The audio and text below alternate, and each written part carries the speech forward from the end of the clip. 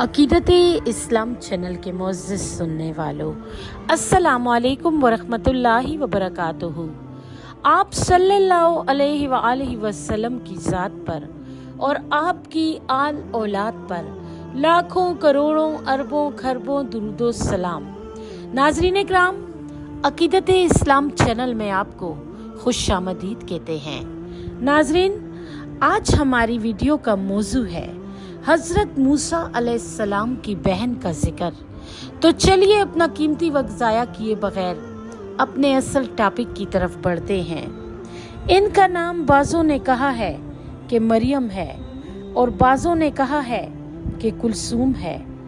जब हज़रत मूसा अलैहिस्सलाम को इनके वालिदैन ने दरिया में डाल दिया तो बेटी से कहा कि ज़रा तुम खोज लगाओ कि क्या अंजाम होता है।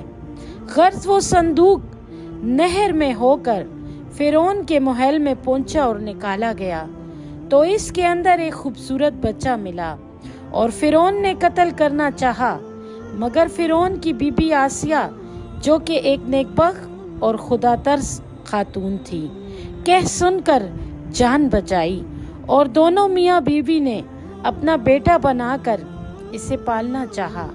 तो अब मूसा किसी अना का दूध ही मुंह में ना लेते। सब हैरान थे कि क्या तदबीर करें। इस वक्त ये बीबी हजरत मूसा अलैहिस्सलाम की बहन इसी खोज में वहां पहुंच गई थी। कहने लगी कि मैं एक दूध पिलाने वाली बतलाऊं जो बहुत खैरख्वाह और शफीक है और दूध भी बहुत सुथरा है उसका।